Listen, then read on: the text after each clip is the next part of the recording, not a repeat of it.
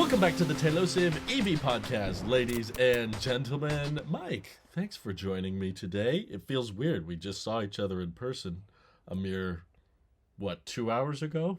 Pretty much, yeah.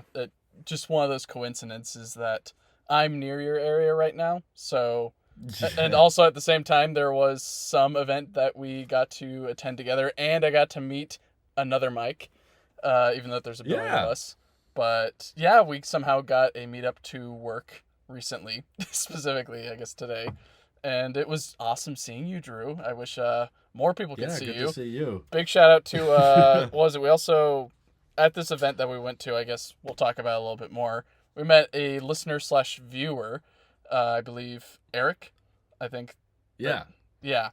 Hopefully he doesn't mind us using his name. I won't use his last name. But yeah, it was fun talking with him. Yeah. Getting the listeners' impressions in person and meeting other people in the Tesla community there was a lot of fun. So right. So I guess what event did we go to, Drew? This was the Tesla Owners Club meetup in of NorCal/Reno. I guess there's been other meetups in the past. I'd never been to one before. It was definitely interesting and a lot more packed full of activities than I guess I originally anticipated. But it was just fun to get to know people and put faces to accounts that I've interacted with on Twitter in the past and just being like, oh, so you're that person. So that was fun, and people were very friendly, very nice. And I'm glad you and other Mike, now we've got two Mikes in the same image coming together.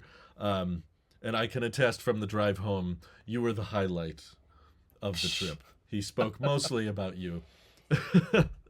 Wants me to get off the show. Just you guys.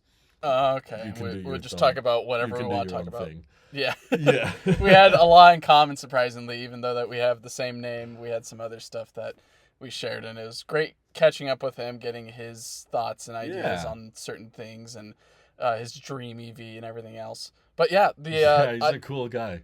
It was also my first time at one of these Tesla meetups, and surprisingly, up in the NorCal, Reno, whatever it is, whatever the group encompasses in terms of areas. Great meeting up with them.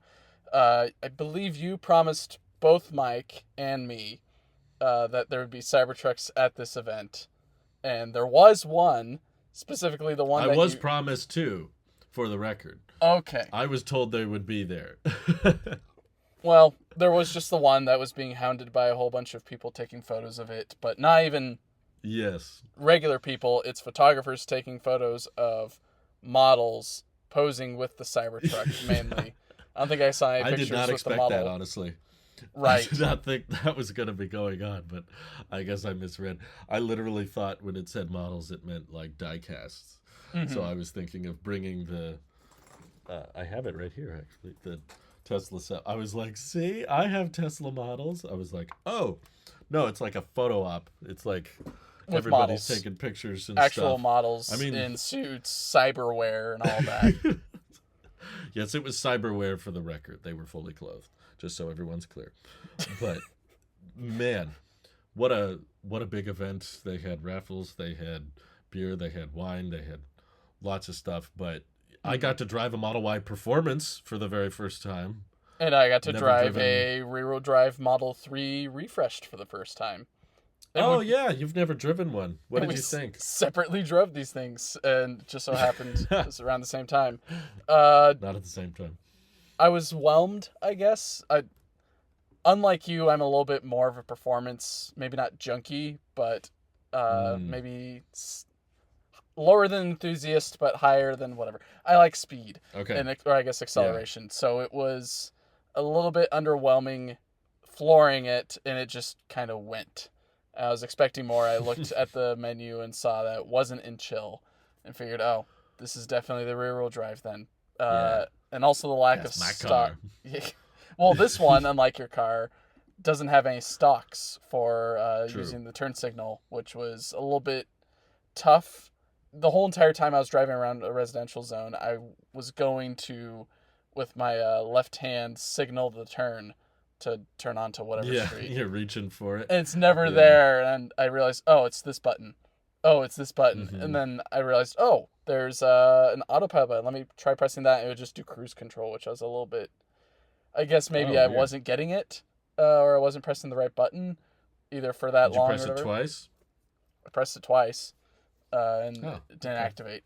It just kept on My going to speed limit. But how was your experience with the huh. Performance Model Y? Because that's something that I wanted to do and I didn't get to do because I ended up talking with you, Mike, Eric, and a bunch of other people.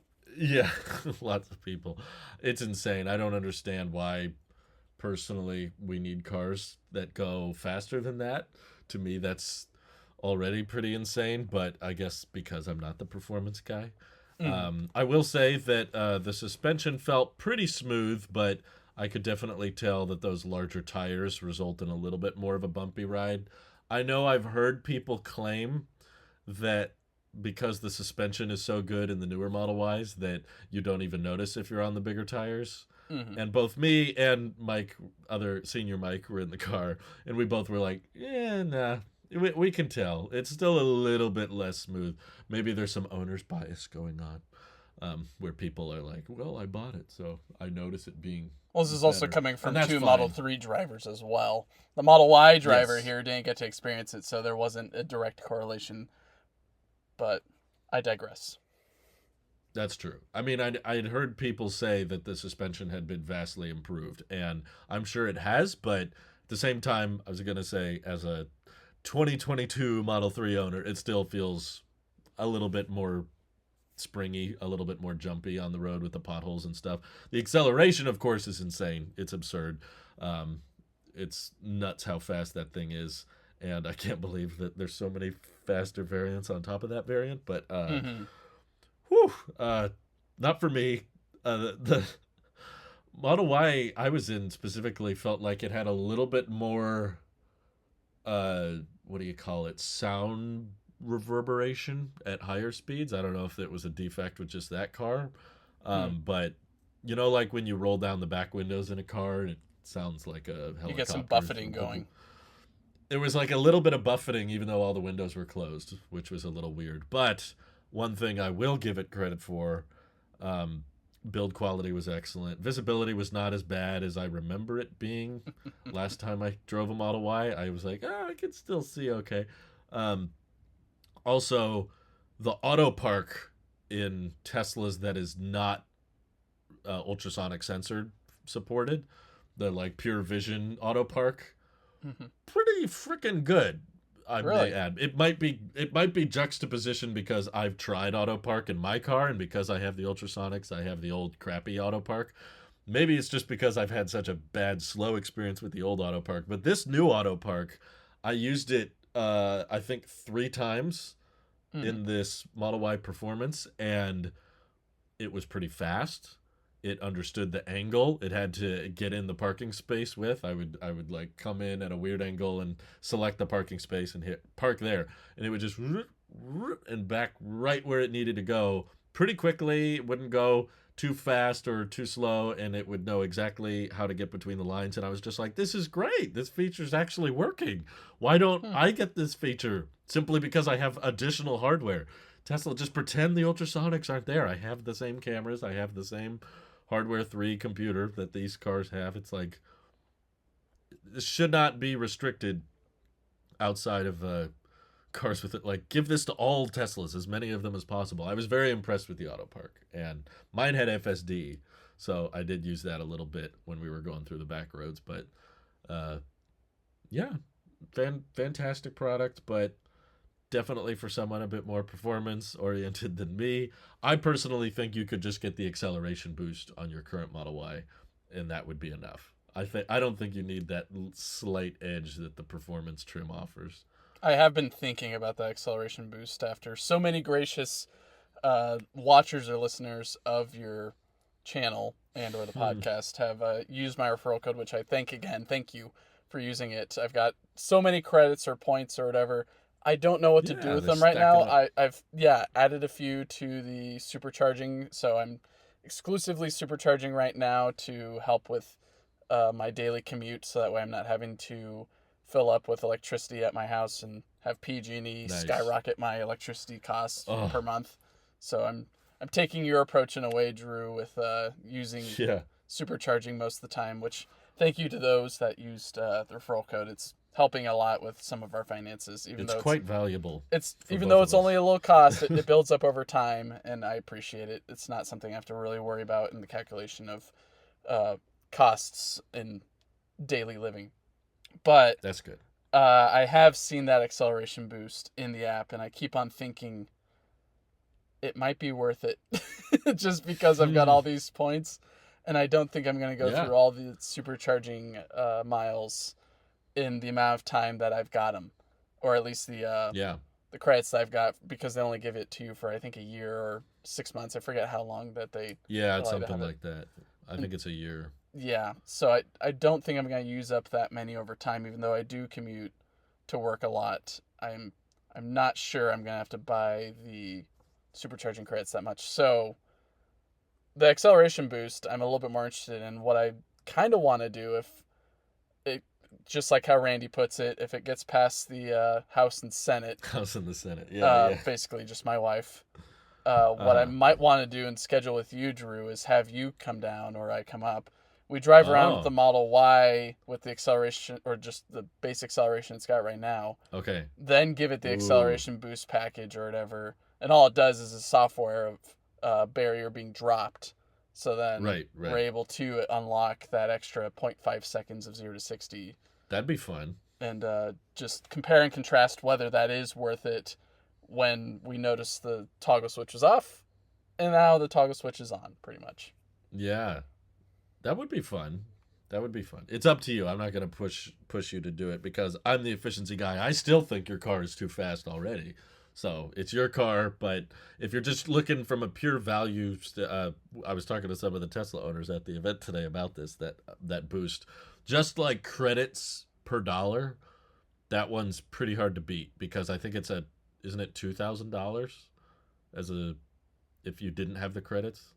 I forget, but with the credits, I think it's either 9,800 It's or like 8,600. One of yeah, those two numbers sounds familiar to me. it's like 9,000 credits, I think.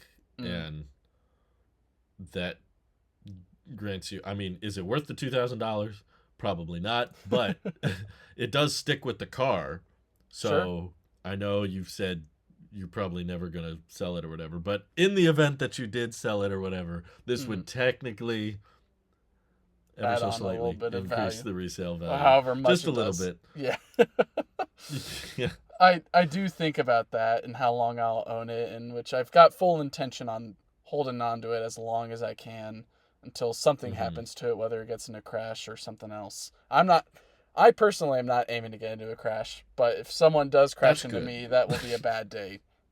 Uh, Yes, though, what's very weird is I much. think about that a lot, and I think what would replace it, and if a crash happened probably in the next, or it got totaled in the next, I think 3 or 4 years, I might just put in an order for an R2 just because it's the same Mm, dimensions, but I get just a little bit more space, and I think the yeah. range pretty much stays the same if you're accounting for the deterioration of the battery and Hmm. the restricted range that, or maybe not restricted, but the lowered range that my Y has versus what the R2 would have starting off, whatever it does, maybe around 300 or something like that, which is what Yeah. I've found enough. And I think that would be an interesting switch in terms of being mainly just Tesla to now being an Rivian. And yeah, I want to get the Oh, you'd love it. uh, referral shop or whatever it is, but I think just being able to scratch that itch of I want something that's like a Rivian, but then having an R2 where I'm not having to pay a giant sum of money. It just is something similar to what I've got, and I probably would have gotten that back from the car being totaled and insurance paying me out. Right. It might be worth it, but that's I'm not aiming for that. It's more of I like my car, I like the efficiency, I like the range, I like all of its utility that we use a bunch of the time. Yeah. But if there was an excuse to get an R2, it would be if the Y got totaled. But But even then, you'd have a 2 year wait before you could get it. So well, it's not ideal. that'd be today. If we're talking about like 2 or 3 Uh-huh. years from now, I'm sure there's either ones that are being resold on the market, or I could just put my order in line, and Yeah. then either the wife and I are sharing the truck that I'm in right now. If you guys can't tell, different recording setup this week because I'm out of town. Um, Unfortunately, it's of course at the same time that the R2 is actually in the Bay Area. Hopefully, I'll be able to check it out on Sunday down in the San Jose area. But It's your mission, should you choose to accept it. well, just I was willing to accept that I might miss it, but now knowing Mm-hmm. from some people that have gone there, we're recording this on Thursday, by the way, for those who are listening or watching. Uh, Knowing now with some people that have been to the event, or I guess where it's being held in San Jose, and they see the R3X there as well, pushes me a little bit more to getting home as soon as I can on Yeah, Sunday and checking them it's out before tempting. they get out of there. Yeah, I understand. I think you'd love the Rivian if you ever own one at some point. Mm-hmm. It's everything especially those dials. I keep seeing people review the scroll dials that Rivian redesigned, and I'm like, oh, I want to try those. They look so cool. So that's probably the downside of me going to those events is they'd probably keep the vehicle behind the rope, and I'd be like, oh, I want to play with it. Let me I'm like in. more into the interior than the exterior, but Mm-hmm. all in good time. Lots of stuff to look forward Yeah, to. we have 2 years. I think it's right now we're in the hype period of R2 and Yeah, R3, and R3 is long past R2 as well. So who don't knows say when it we get like to see that. it. So Hopefully not long past. so that's why I'm a little Please. bit more itching to see these two vehicles now, because who knows whenever I'll see them again. It's pretty much like seeing the Cybertruck at the Peterson Museum, but I guess now it's out on the True. road. I don't Though, know. yeah, I mean, for It you, could it's be. seeing the Aptera, I think, in many different stages along its production life, Yeah. or not even production life, its Yeah. prototype life. Development cycle. Yeah. Yeah. I'm always excited to see one, touch one, any part of it. Hmm. So I understand the appeal. That was, for the record, Mike Senior's dream car when asked at the Tesla Owners Club. What? Because he was talking about all the cars he's owned over his life, and he's owned more cars than I think I will ever own, and he's flipped a Perfectly lot. And he fine. was just like, so everyone was like, "So what's your dream car?" And he was like, "Probably the Aptera." I think he wanted that above everything else. Hmm. Like me, he's kind of an efficiency nut. Yeah. Speaking of efficiency and looking at, I guess, cars that we don't typically get into, you dropped a Yes. video the other day in which I didn't think you'd get to do this, but it kind of makes sense now that it's been a while. You got to test Hmm. drive a Lucid Air, and it seemed Yeah. like your review was very positive over, I think, the Air Pure that you guys were in, and then you got to sit in a, I think, Right. a Grand Touring or something like that. Correct. Yeah. That I was genuinely surprised by how much I liked it. Maybe it's because I've driven a Fisker Ocean, so I had a low bar for like buggy software or whatever. Hmm. But I don't know, just seeing that the prices have come down a lot on those Pures and realizing that the Pure rear wheel drive does 0 to 60 in almost the exact same time as your Model Y Hmm. with two motors, and the Lucid can do that with one, was kind of nutty. I was driving it around and kind of giving it the beans a little bit, and I was just like, oh, wow, this thing still punches like quite a bit. And the seats were super comfortable. The efficiency was, again, as an efficiency fan, very impressive considering it's nearly, I think the Pure is a little under 5,000 pounds. But to see a vehicle with like a 90 kilowatt hour battery uh, still getting, 4.5, 4.7 miles per kilowatt hour, was like, this is kind of nuts. And so many little interior choices that I liked. I mean, it helped that it was a rainy day. So I noticed immediately that the wipers actually work in the Lucid. So that was a nice little, taunt, I guess, temptation from the Lucid. Is like, oh, by the way, we have a rain sensor. Unlike your Tesla, which none of them have rain sensors. They're just like, the cameras are good enough. But even on the drive home today, several points, little bug guts get up there, and there's not a drop in the sky, and it just it starts wiping again. I'm like, shut up, shut up. Um, Also, the steering wheel in the Lucid was a lot bigger than I initially thought. And the software, while not quite on the level of Rivian or Tesla in regards to responsiveness and stability, was much better than I initially thought. It was like, okay, this is pretty responsive, pretty clean. And after using it for a little while, I was already starting to get used to it. I was immensely grateful that they actually have a start preconditioning button. I was just like, please. That's a I big was plus like, for me.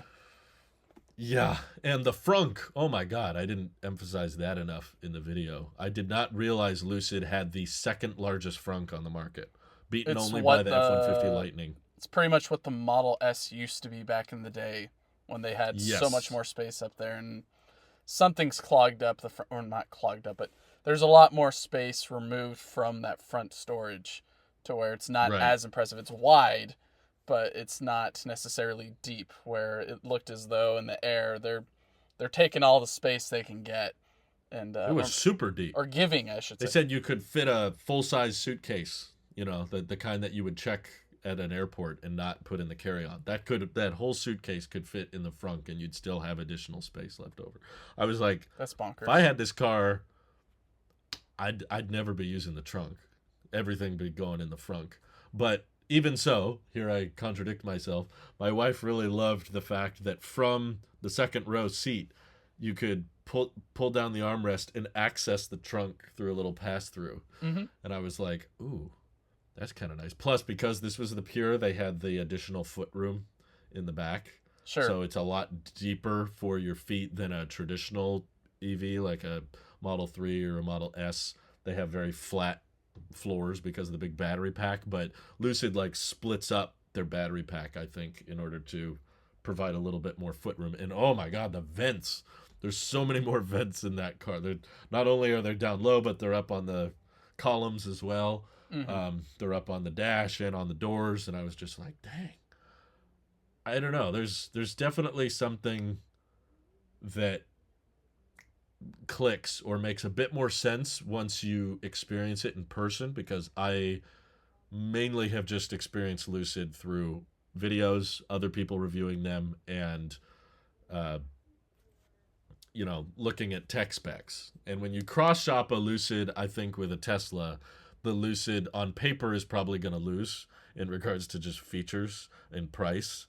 It's going to be like, you don't have autopilot, like you don't have basic lane keep at $70,000. That feels a little weird. You don't even have blind spot cameras. Don't even at get a glass roof $70,000. if you're going for the Pure. You have to upgrade it a bit more. No glass roof, no ventilated seats, which is now a Model 3 feature at under $40,000, yet a $70,000 Lucid makes you pay extra for that. So there's certain things about it that is like, really?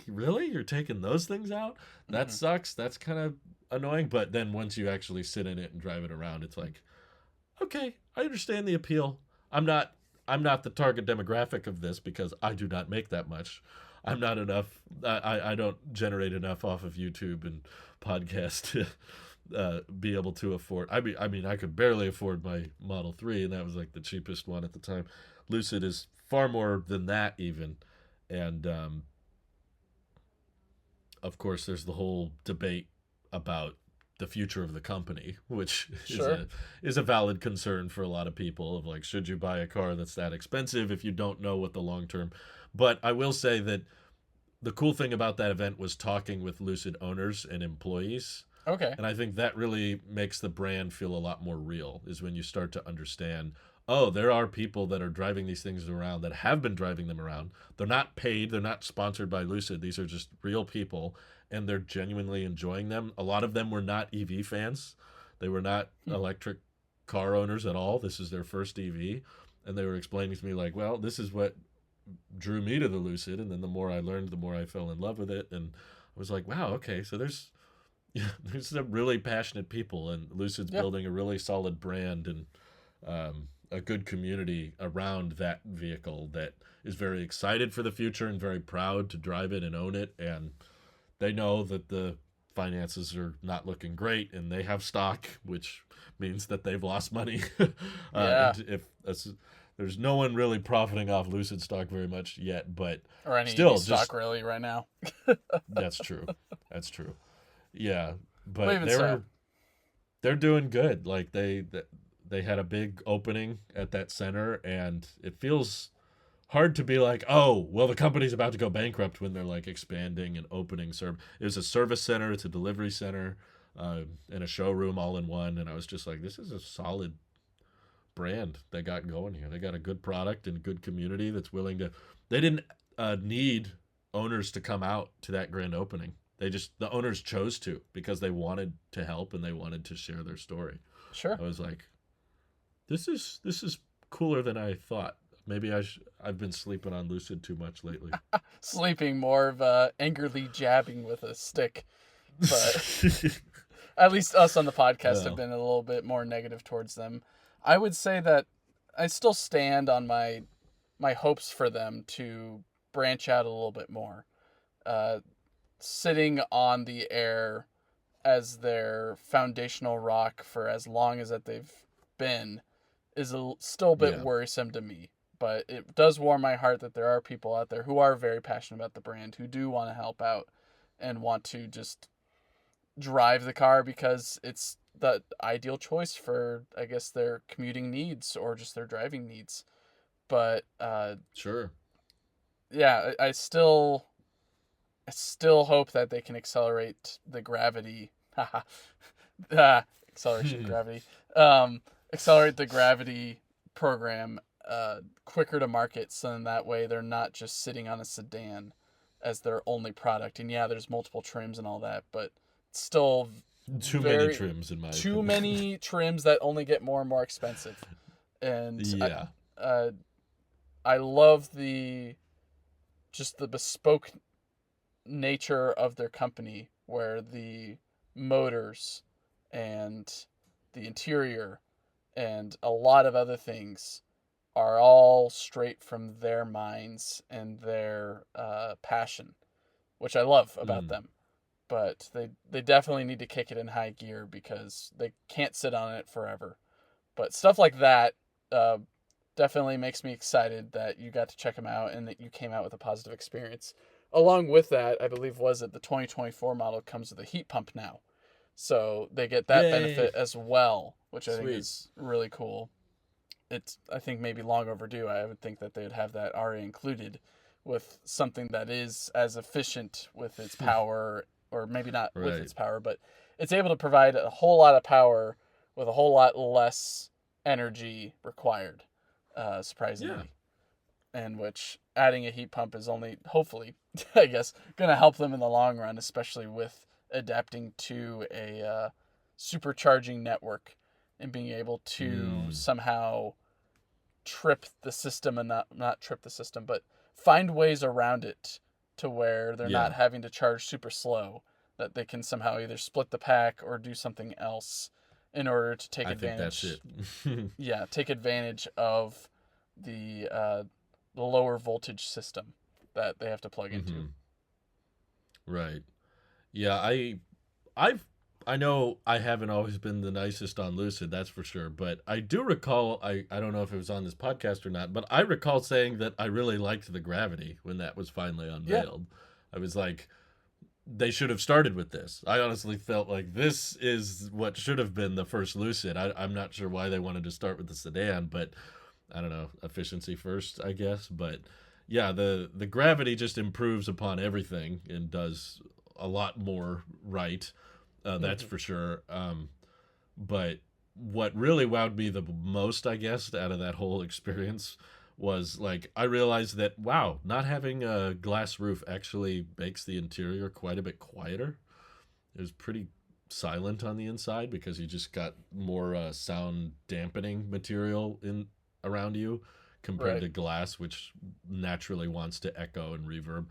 And also, the other thing, of course, was the single motor being super fast. But the main thing that actually got the gears turning in my head, which was dangerous because this is an expensive car, but I realized, I don't even think I said it in the video, but I realized you can add the 20-way massaging seats is what they're called. That's how customizable these seats are. There's so many settings. Oh my god, the thigh support, the waist support, all these little things you can adjust, and the massage modes. You can add that to the Pure. You can Really? give that to the cheap. Yeah, Lucid is definitely going the Mercedes, Porsche route of just having as many trims and options as possible, because you can build out, and they don't actually let you order from the configurator anymore.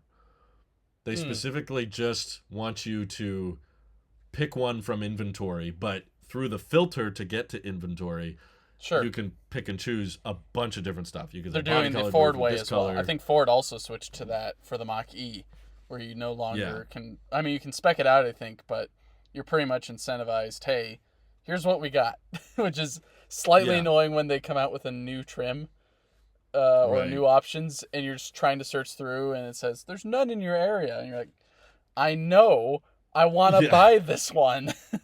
Right. Mine will just say on Lucid site, it'll just say, here's a 90% match. So it's like, it's almost what you configured, Okay, but it's not quite. And I'm like, let me just order exactly what I configured. And they don't let you anymore. I guess that's a new change they that's made, one way because to they just cost have, cut, which is all right, I guess. they just have a lot in inventory, I think. So they're probably Hmm. just trying to get through those first. But the massaging seats and how adjustable they were really like, oh crap. I didn't realize. See, and the more I thought about it, I'm like, seats are kind of important. These are Yeah. like, every time you get in the car, you're interacting with this. So the fact that these are, I don't know, I haven't reviewed every car on the market, but these to me felt like the most comfortable seats I'd ever been in. Heated, Sure. ventilated, and you can control if you just want your bum heated or just your back, or just your bum cooled or just your back, and the different massage modes. And I was like, ooh, this is nice. And once I see, this doesn't help because Tesla also refreshed the seats on the Plaid as well. They got bucket seats. And I was Hmm. like, oh, those look really cool. And I was listening to people review them, and they said, yeah, they're a lot more snug. So, they're not as good if you're kind of a bigger person, but they kind of keep you They're a bit more centered bolstered. a lot more. Yes. And I realized that the Lucid seats, maybe not quite to the extent of a performance vehicle, but you could increase the tightness of the bolster. You could Hmm. have it cradle you a lot more. And then the thigh support, and I stretched my legs out with the front end of the seat expanding, and I was like, oh, I didn't know a car seat could be this comfortable. Like, I could fall asleep in the front seat. I wouldn't even have to move to the back. Like, this is fine for me now. And I was like, oh god, what have I done? What have I experienced? Because this is really nice. The I spoils of wasn't. luxury. Yeah, it's dangerous, those luxury. I wasn't as in love with the glass windshield. I could live without that. I could get by The with a glass body colored windshield. roof. Oh, okay. The Oh, I meant, glass sorry, roof. the I'm like, expansive. Yeah, I'm thinking all the glass windshields are windshield glass. versus metal windshield. Maybe he's talking about the back of it, in which that's like the No, you Polestar just put on 4, Vision Pro. but that doesn't You make. connect to the cameras. There's no windows in the car. I forget what You see movie had everything. that, where the vehicles just didn't have any glass on them. They were all just solid Yeah, metal objects. But that's the Apple car. No yeah, on the windows inside allowed. you had screens everywhere or something like that. You Jeez. just put on the headset. No, sorry. I don't know why I said that. I mean, I always liked the idea of the windshield going past your head, Hmm. but with those sun visors, the way they put them there, it's like, you can't really tell. And the acoustics are a lot better with a body colored roof. I actually spoke to a few owners that said, um, I would, even with all the money, no cost incentive, I would still choose body colored roof. Hmm. A lot of people would still take that. And I was like, oh, I always thought the glass roof was kind of a luxury thing, but now I realize it might be more of a personal preference thing. There's It's like, some yeah, maybe acoustic you thing, want I that. guess, going on there where, like you said, there's probably some sound dampening put in between the sheets of metal there above you. Yeah. So that way, I mean, because at the end of the day, the roof is pretty much just a sheet of metal that isn't Yeah. so thick. I mean, what you see in the Teslas or anything else that has a glass roof, that's a thick piece of glass, which is really great for when you get into a crash, or if you get into a crash, that's a Yes. rollover. It's Uh, very safe. it will keep you safe because it's even though it's glass, it's curved glass, and it's got that structural rigidity because it's curved. So it's able to take an impact whichever way, and then or being rolled onto pretty well. Where with the It's body, very strong. or I guess say not body, well, pretty much a sheet of metal version of it. Metal in a sheet form is easy to deform near the middle unless it's got some ribbing or Very anything easy. else capable Yeah. of supporting it. In which in there's probably some, but pretty much with most vehicles, they, like you said, I think is a really good theory that I think is most likely accurate. I need to do some research on it. There's most likely some dampening material in there that's able to isolate a lot of the wind noise, where the glass is just transmitting that wind noise. It's tough to do so, which is why you get tricks like speakers trying to make it a little bit more sound isolated in the cabin. Active noise cancellation. Yeah, by throwing a whole bunch of different decibels at your ears, so that way it's not as noticeable of a noise. But yeah, that's interesting. I've it's never a bit really tighter, I will admit. If I'm, I'm saying a lot of nice things, but the visibility is definitely a bit lower. The cross beam to your head is a lot closer than it is in a Tesla. The window line gets to about here in the driver position, so it's like, oh, that's as high as it goes. But in a Model 3, it's more like up here, so the visibility feels a little bit better in a 3. Lucid's very low to the ground and sleek, and it would just take some getting used to, but still quite an impressive feat of engineering.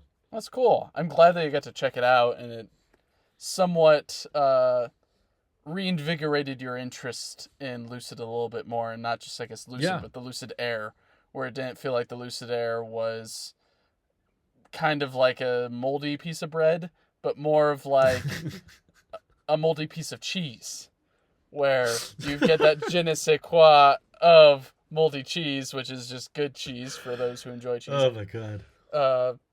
Where moldy piece of bread just doesn't... mold doesn't sound good either way for me, but I guess what I'm trying to say is I'm not trying cheese, to... it kind of works. I think cheese works better in this way. I'm not trying to... mold being the company's debt. Mold being the company's, I guess, solidity, or at least their choice to stay with a sedan for this long, instead of moving on to something else and biting the bullet. Kind of like with, I guess, what you see from other companies. Well, Rivian's kind of the same boat. Anyways, cool that you got to check it out. Another luxury EV, I guess, since we're talking about luxury EVs that are sedans, a new one got announced this week. I don't know if you follow any news regarding Maserati, but they recently announced their... I have to put it in front of me because the name, it's all Italian based, but Ghibli? The Grand, no, not the Ghibli, the Grand Cabriolet Folgore. Folgore. Yeah, good luck. Good luck selling that thing here with that name. Yes. They announced, I think earlier, either this year or last year, the Gran Turismo EV, in which it's pretty much an electric version of what they've got. It shares the same platform, but it's electrified. It's got decent specs. It's pretty much, I think, a good way to get your mindset into what Maserati builds.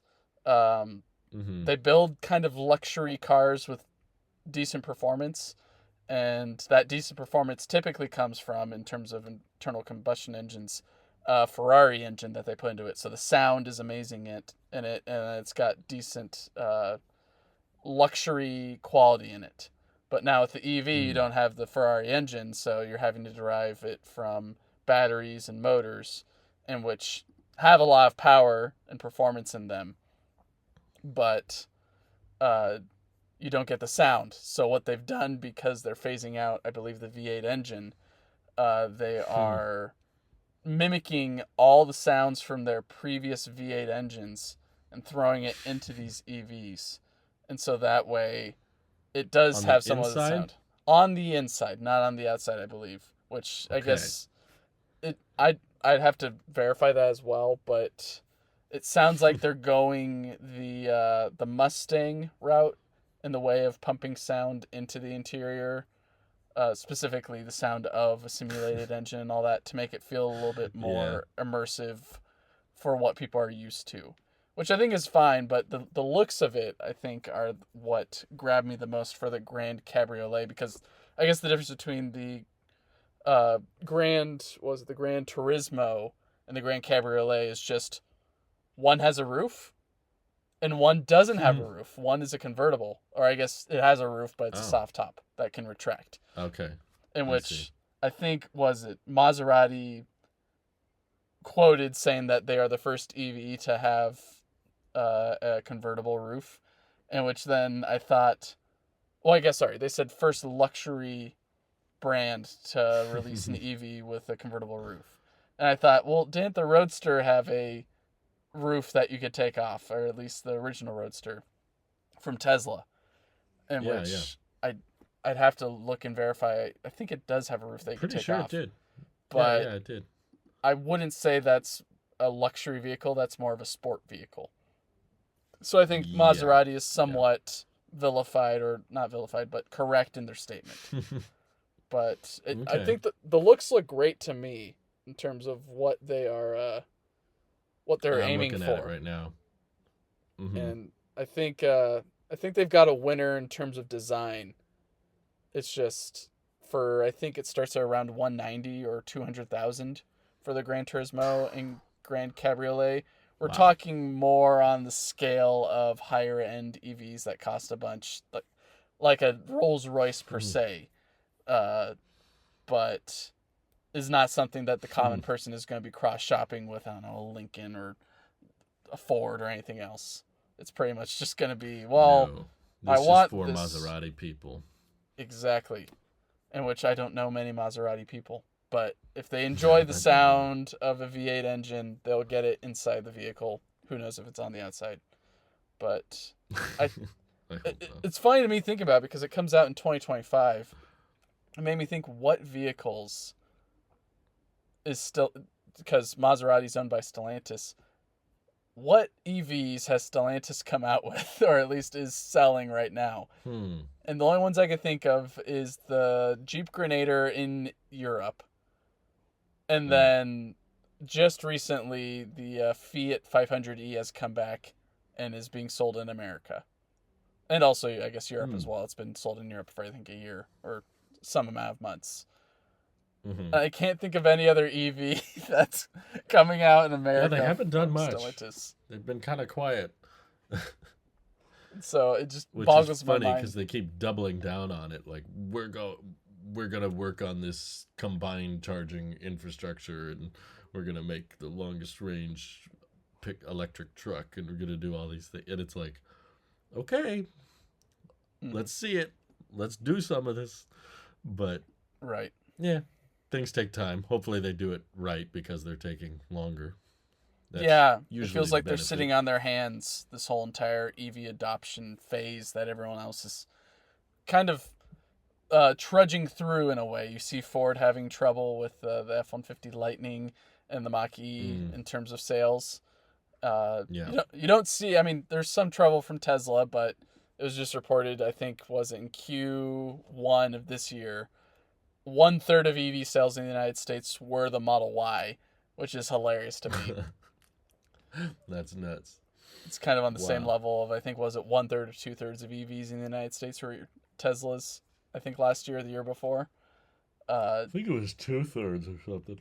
yeah, it was an insane amount. It's insane. It's It's a lot. And having driven the Model Y, I understand why it's so popular. It just does a little bit of everything.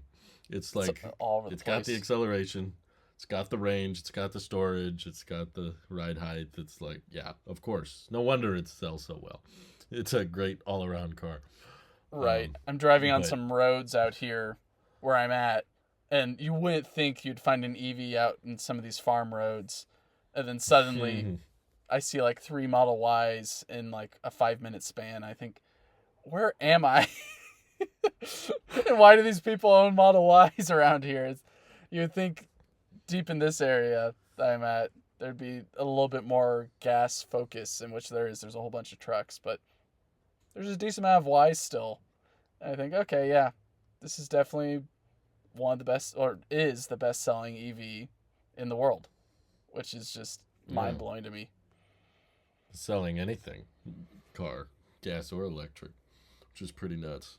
Right. But yeah, I think the whole industry is seeing a little bit of a slowdown. I think there's lots of variables. It's partly the interest rates, but I do think it's partly because we're probably reaching this fulcrum point of people who are willing to switch to electric. There's a lot of people that are willing to put up with EV compromises like lower range or the higher price or the charging curve or the higher registration. There's a lot of people that will put up with all that due to a deep internal hatred of the combustion engine.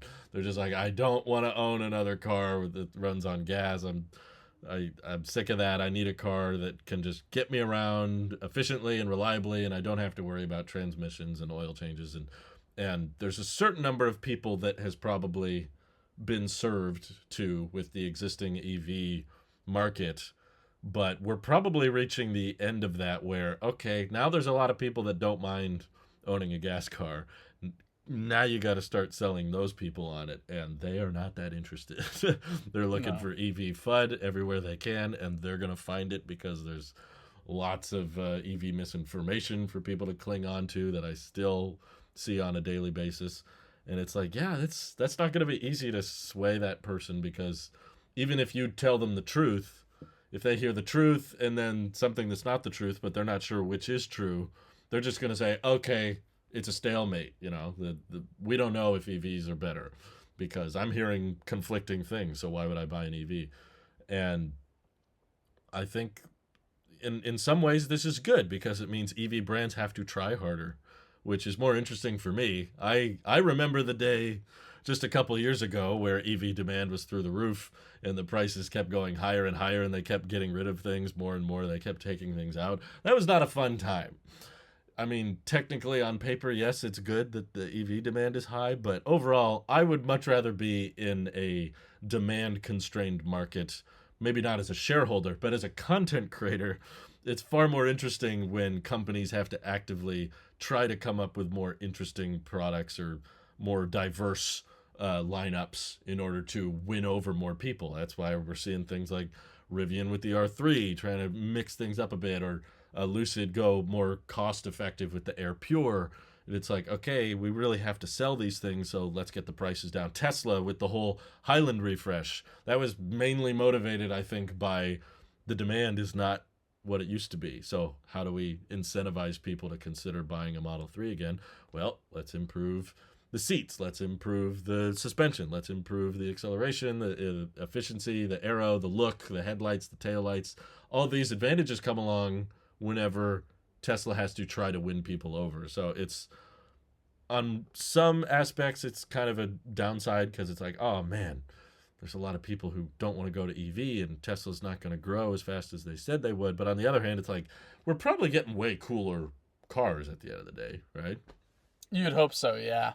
I mean, you have companies maybe taking a little bit more losses just to try to get people a little bit more incentivized towards it, just like GMC or GMC, whoever you want to call them. With the, was it the Sierra Denali EV?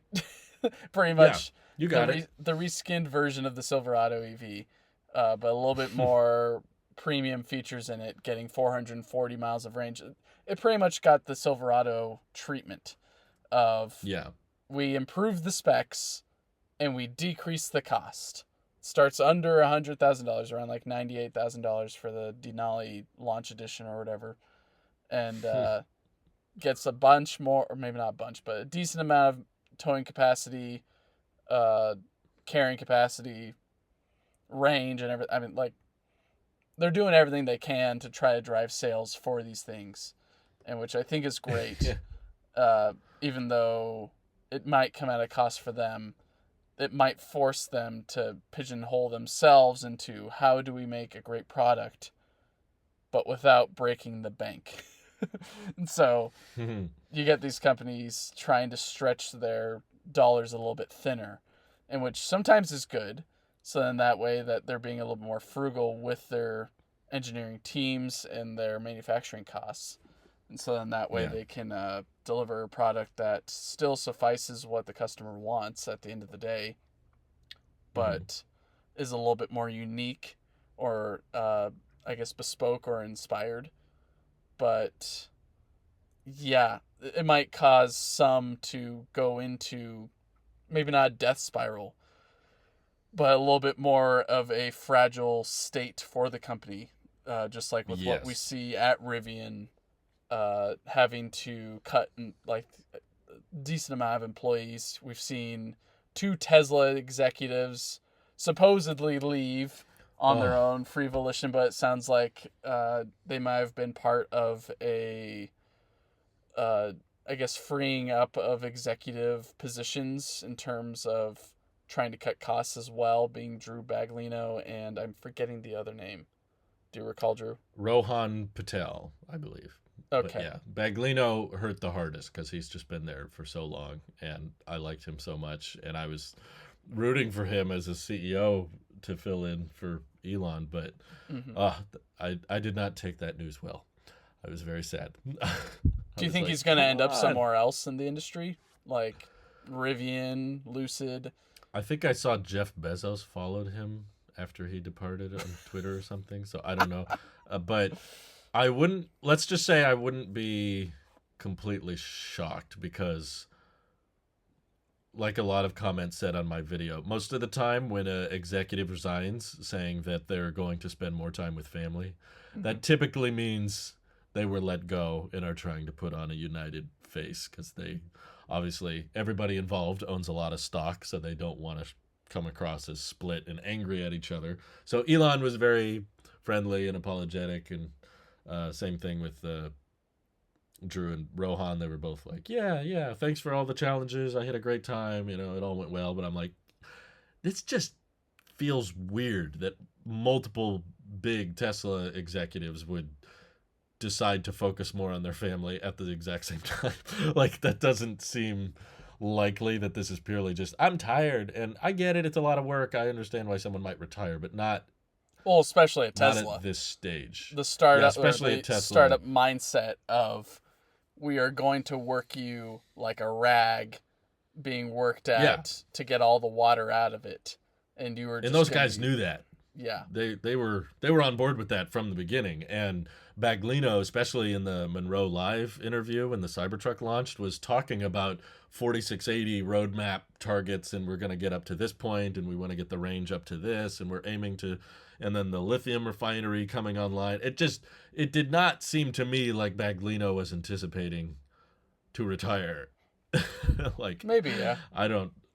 I personally think there is likely some kind of disagreement going on with kind of the future direction of the company. And, I'm still questioning whether or not it's necessarily a bad idea because there might be a lot of truth about, maybe the Tesla $25,000 car is just not going to be that profitable, even if you can sell millions of them.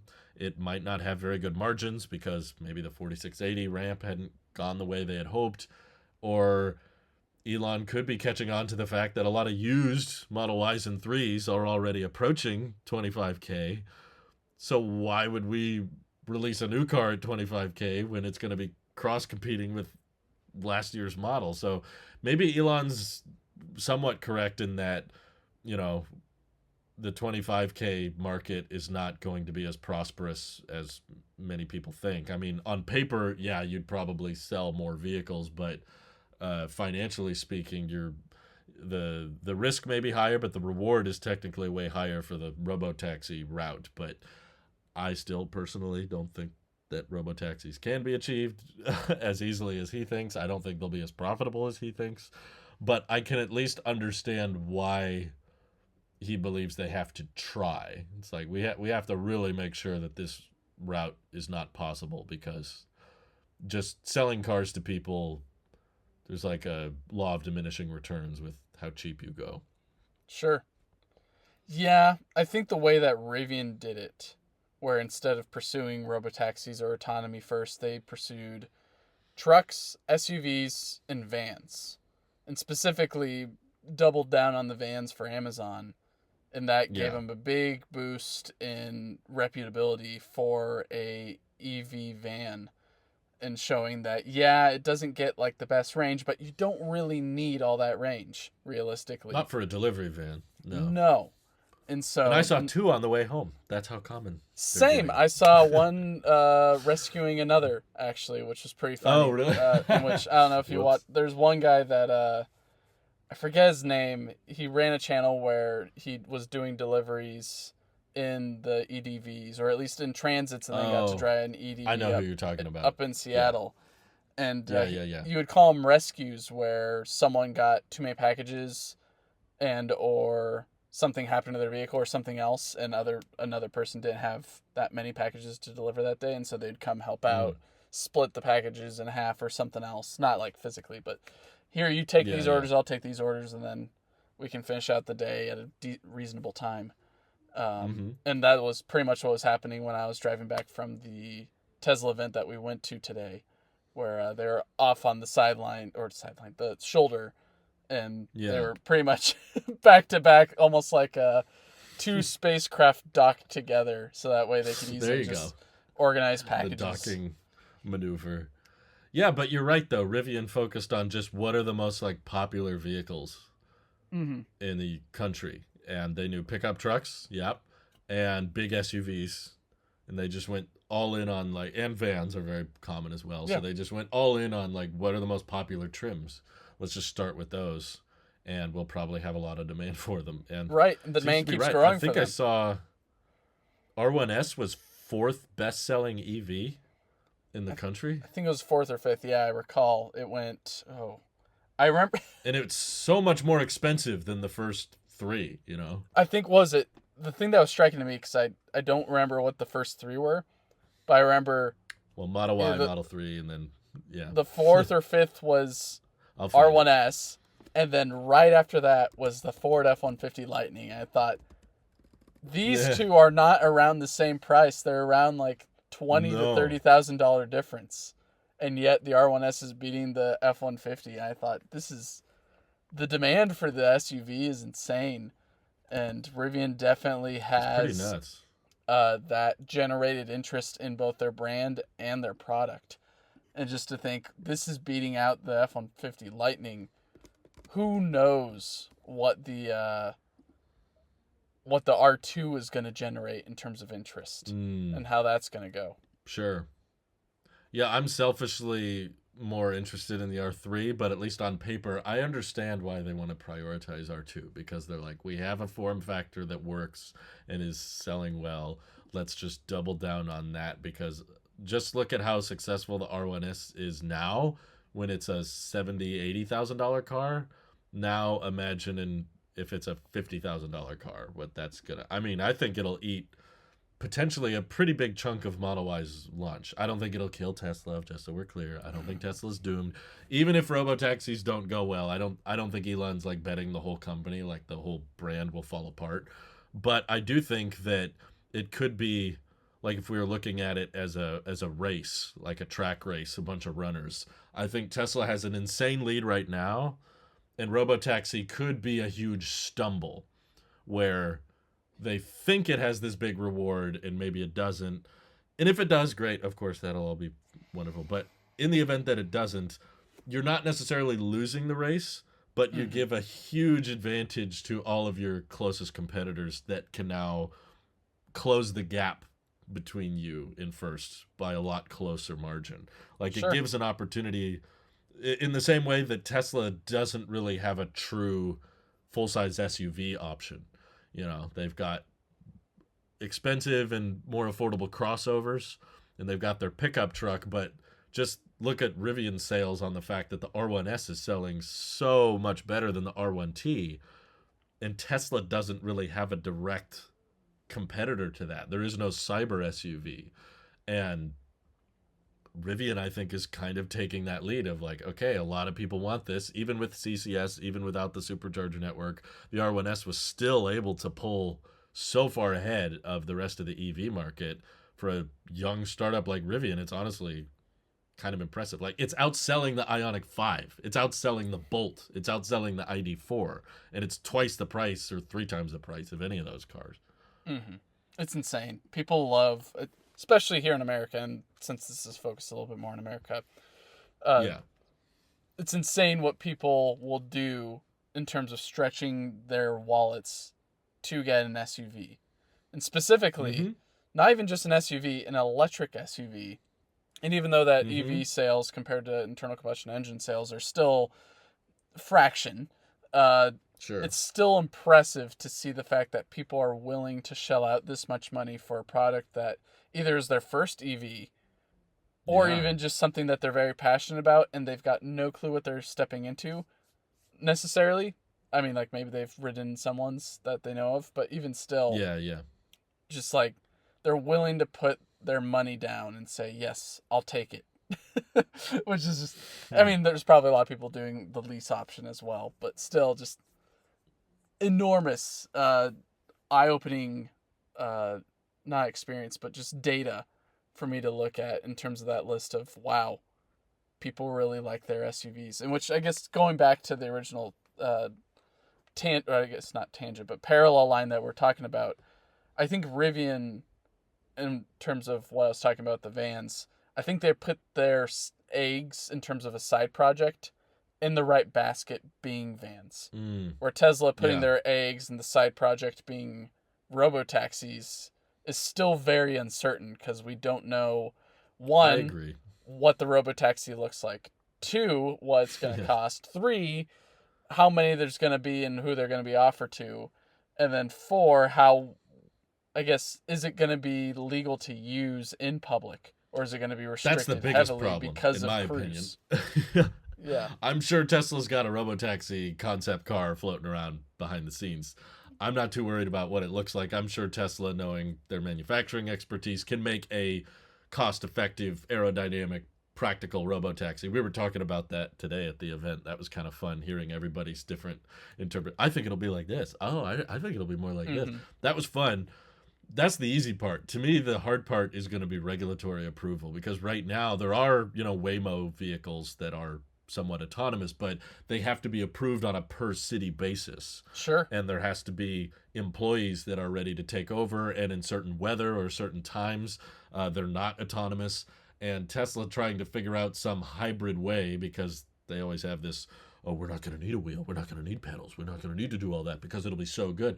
Okay, but there's still all of these backup redundancy things that city governments require. So I understand, like, the reward of, okay, but what if it works? What if the code is really good and it is 10 times safer than a human? Yeah, okay, the financial incentive of that is much higher than selling the best vans, or the most amount of vans. But there is also a lot of risk involved with how much time, money, effort it's going to take to put all those eggs in that basket. And this basket is not too stable. Like, it's uncharted territory legally, regulatory wise, and vandalism wise. I think there could be huge issues that people aren't considering. And also, not everybody agrees with me on this. I've seen a lot of Tesla channels that just keep saying the things like, oh, well, when FSD gets level 3, level 4, no one's going to want any other car. And I'm just like, I know a lot of people with Teslas even that don't use autopilot or FSD at all. Like, there's a lot of people that could experience full self-driving and still not want it, and still would rather drive themselves. My wife doesn't use it at all. She does not want to really touch it. She's okay with me using it when I'm in the driver's seat and she's in the passenger seat, but she likes the idea that I can tell you to stop, and then you'll stop, and then you'll continue driving, and we'll be fine. Yeah. She doesn't want to do it on her own because it frightens her a little bit, and also she doesn't really care. She wants to... Her idea is, we're in the truck. The truck feels like a truck. It drives like a truck. It's not that sporty. You get in the Y. What do you want to do? You want to drive the Y. You don't want the Y to drive you. You want to drive the Y. Yeah, they're fun to drive anyway. Yeah, so that's what she wants to do when she's in the car. So it's understandable that she doesn't want to use it, and I'm sure that's the same sentiment for many others. They don't want the car to make uncertain movements, and they have to monitor even if it like can do it safely. Even if it can, Mhm. still a lot of people will not be comfortable with it. And I've said this a million times, but I feel like even now I should reiterate it so that people remember. Like, people just assume robo taxis will be super popular because they're cheaper than Uber or something. Most people buying cars are not buying the cheapest cars. Otherwise, we'd all be driving 5-year-old Camrys, you know? Like, the Mhm. best selling car is not the people mover. The best selling vehicles are pickup trucks currently. And it's like, people buy vehicles for more than just transportation. They buy them for work, they buy them for utility. It's also an emotional purchase. Some people like the way it's reflected on them. It's like a piece of clothing. It's like, Sure. it reflects on them. So I personally still think even if Tesla did achieve super safe, super reliable level 4, it wouldn't necessarily kill off demand for all other cars. A bunch of people are still going to want to drive themselves, even if they knew that it was technically safer. I mean, EVs are technically safer now than gas. There's still people that choose not to drive an EV, Yeah. right? So it's not always going to be financially motivated. And I Sure. think a lot of Tesla bulls forget that. I like the way you put that earlier with people. It's a very emotional purchase. They're Yeah. I'm currently at a horse show, and Mm-hmm. because my wife owns horses and all that, and we do all that fun stuff. But what caught my ear today was this lady pulled up in her new F-150. I think it was a super. No, I guess it was a 250 or 350 Super Duty, but it was the Yeah. Lariat package, which or not the Lariat. It Mm. was the was it no, I guess it what no, it was the Tremor. It was the Tremor package Oh, in Tremor. which it's their new package that has some distinct styling that they now just offer along not just the F-150 but the 250 and 350. She rolled up and all her friends came over and they're like, "You got a new truck!" And they got so excited over it, and it just warmed my heart because these people, of course, like they probably aren't car people or truck people. They're excited that this lady bought a new vehicle and it was nice and shiny and new, and she was over the moon that one, her friends noticed, but then two, her new purchase and she was enjoying it. And so it Yeah. definitely is not just, well, it's obviously the better one, so we're all going to buy that one. No, Yeah. people are going to buy it for X, Y, and Z reasons that apply to them in their life, in Tons of which reasons. it just turns out for at least the Model Y, it satisfies a lot of X, Y, and Z reasons for a majority of the population, not just in America, but elsewhere. So, Right. Tesla's going for like most common denominator with right. sales. They're like, let's just aim for like what covers the most markets, but that doesn't mean the whole market. Sure, so trying to do that in terms of a robotaxi is a lot more complex and a lot more tough. You're not going to say, well, I'm obviously going to go in the Tesla while I'm here in Vegas because it's the better one. No. If there's a whole sea of robotaxis, the person who wants to get from airport or whatever hotel to the destination that they want to get to, they just want to get there. And Yeah. it's going to be based off of either a friend referring it or someone else referring it, or they heard it on the news or something else, and they're going to say, all right, I'll give it a crack. Let's try it out. Yeah.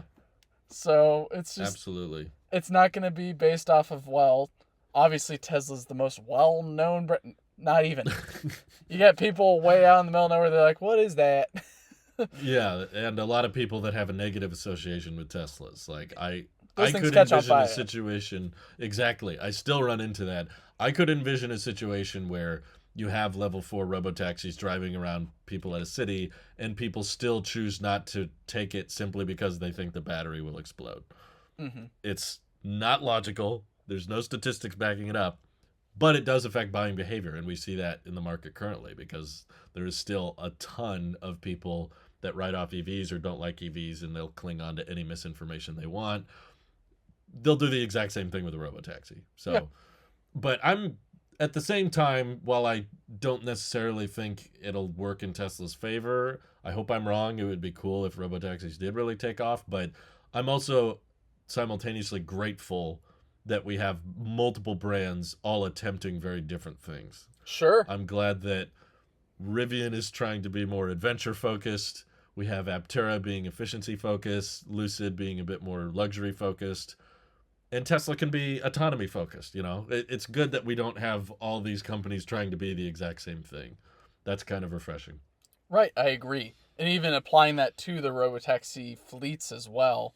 You've got Mm-hmm. Waymo, you've got Nuro, you've got Mm. Zoox, and which is probably my Oh yeah. favorite. I really want to talk with Zoox because in this whole sea of laws and litigation and everything else regarding an autonomous vehicle on the road, they're somehow making it work in both San Francisco and I think expanding into South Bay as well, Yeah. along with Las Vegas, kind of the same as Waymo. I think they're targeting similar areas because Right. those are the areas that are either a little bit more, uh, I guess, oh, what would be the right word? They're a little bit more, Tech welcoming. yes, tech welcoming, a little bit more accepting towards this new technology and willing to try it Yeah. out. And even though companies like Cruise don't really iron out a lot of the issues Yeah. with it and They it got gives a banned. negative stigma to it, at Mm-hmm. least these other companies are really trying. And then even, was it, I think it's Mercedes, also teaming up with, had it somewhere in my notes, but it's gone now. But Yeah, they have a level that's three, what it a was. very, very I found it. They're strings collaborating attached with level three. Google Cloud / Gemini Oh for a wow. level 3 robotaxi on their EQSs, I believe. Maybe their EQEs. In both California and Nevada. So I coincidentally found this out in Google's. sounds too woke for me, Mike. It's Oh, gonna drive goodness. me around in a woke way. All right. Whatever I you don't say. like that. But at least, like, you've got different companies trying it out with Yeah. at least that type of technology. And then, like you said, some are just ignoring it entirely. I mean, like you get some like Hyundai trying it out with their Ionic 5s, but then otherwise you get like Stellantis. They're just like, hey, we're gonna go slow. We're gonna do our own thing. Yeah. Ford is like, we're gonna focus on the hard-working blue-collar individual. Or you get Mm-hmm. Chevy or / I guess GM in general, aiming Mm-hmm. towards a little bit higher price targets, but still making, I guess, cost cuts where they can willingly to say, well, we want to just get this out so that way people will buy it. We'll build our brand power in the EV space and hopefully get the Ultium battery pack going. And because that's, it seems like what their focus is pretty much is let's try to Yeah. build out our ecosystem because how the heck are we going to release all the EVs throughout all of our different brands cohesively? So, Yeah. there's so many different companies trying out their different ways of appealing to it, both in legacy and in startup. Heck, like Tello, in which I believe we get to check out next week Yeah. as well. Get a little Yeah. update from Yeah. Jason, hopefully. Uh, Jason and Forrest. And hopefully they give us some updates on how their compact truck is going and maybe what changes and differences are going on there. I mean, who would have thought, yeah, I want to buy a truck, but it's going to be the size of a Mini Cooper. Like, you don't have Legacy Yeah. Auto trying that out really these days. It's It's pretty typically nuts. Ranger, Maverick, or typically F-150 size. So I having miss my Ranger. I miss my Ranger. I miss it a lot. Um, Not the gas part, but everything else. It was a great truck aside from the fact that it ran on gasoline. yeah, doing some research is interesting with some of the EV Rangers that came out. What they had. I'll probably dip into that at some point in this podcast. We'll do a little EV history with Mike, and do some lessons learned on what was done in the past with a single EV and go from there. Mm. But not this week. But with that, I guess, did you have any final thoughts, Drew, on either some recent EV news that you want to spotlight or things that you were inspired / excited by with the event that we went to today, or anything that spurred it up in your life recently regarding EVs that you thought is worth noting? Hmm. I've had a couple more intervention-free drives as of late. Really? Okay. Yeah, I mean, you gotta. There's strings attached because it's like, yeah, I couldn't get out of the parking lot, so I had to get it out of the parking lot and then turn it on, and it did okay. But yeah, I, I'm grateful, even though I'm skeptical that Tesla's going to figure out what's possible in regards to autonomy, because I do think they're the leaders in autonomy. I don't think anyone's coming close to achieving what they're achieving with just cameras, but I feel like Elon doesn't know when to give up. and that's a bad thing and a good thing sometimes. But the good thing is, whatever is possible with autonomy, he's and the rest of Tesla's software team is going to try their best to figure it all out. And that'll be fun to watch as they try to figure out what kind of brand long term, what they want to be remembered for. And I'm, like we just talked about, simultaneously very grateful that not everyone else is trying to do the same thing. I'm grateful we have this efficiency focused company like Aptera and an adventure focused company like Rivian, and everybody, I think, should hopefully get something that caters to them in some way. It doesn't feel like anybody's being not catered to enough. If anything, the compact pickup truck market, which Tello is on. So I'm excited to see more and more of like, yeah, there's demand for this, and all of the demand kind of formulating into these companies of talented people that are passionate about what they're doing. So I think it's in my opinion, technology wise, the most exciting thing going on globally right now is this electrification transition. I don't find the phone stuff and laptops and tablets to be as captivating as this. And even the space stuff is cool, but this is just a whole lot more relatable to the everyday person.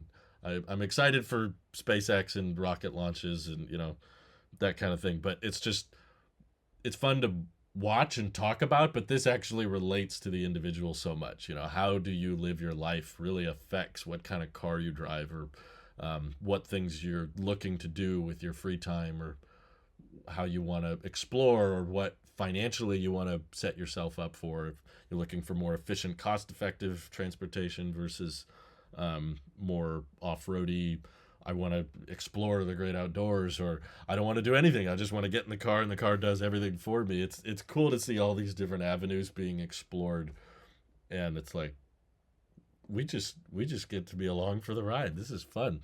This is cool. Right. I'm enjoying it. And yeah. I'm enjoying the people I'm meeting along the way. Yeah, the communities are definitely some of the spotlights of it, especially what we experienced today was a lot more enlightening of, okay, people aren't as crazy as they appear online. They're very sane people up front. And of course, they are realistic. It's just it all gets inflated by a lot of the social media aspects and algorithms of it and how to gain attention and everything else. But at their core, they are a person who just really cares about EVs, and specifically this specific niche of EVs, and that's okay. You can be very passionate about that and do your thing. Just don't yuck my yum over here on my thing. I want to be excited about this. It's just like people who get excited over, like you said, it's hard to relate to things like rockets and spacefaring vehicles, in which stuff like the Delta IV Heavy having its last launch ever in Cape Canaveral was astounding to think of. We'll never see this rocket fly again. But how does that affect everyone? Not that much, except when you think about what not payloads. Super directly. Yeah, it's all the payloads that it takes up into space that are typically government / maybe not warfare based, but it's more of tracking satellites or anything else like that. And the most direct effect is Starlink giving you better internet, but even that is really hard to notice. And that's what I'm doing it, or I guess, that's how we're doing this podcast today, is I'm relying on Starlink, and it's doing great, and that's thanks to the Falcon 9 that is pretty much becoming the school bus, pretty much, of satellites at this point. Now. It's just, it goes up, it takes the satellites up there, and then it comes back down, or at least the core, or the Stage 1 comes back down. Yeah. And then Stage 2, I guess, burns up in the atmosphere and goes somewhere else. Yeah. But otherwise, I agree. The passion, I think, is something that should not be dismissed with EVs. And that's how you build a brand, is passion. Something that I wanted to leave off as a brain, I guess, teaser for both you and the audience, Drew. Okay. I mentioned Mercedes earlier in the podcast. So they've got like the EQS, which is like their very expensive trim, and which comes in a sedan or SUV version of it. You got the EQE, which is a little bit less expensive, that they make. here in America, they make the EQB, which is just in the form of an SUV. Doesn't come in a sedan version. Mm. They recently announced that they're electrifying their G-Wagon, which is like the toaster on wheels that they've got. You've probably seen a few once or twice, either being in big cities or anything else like that.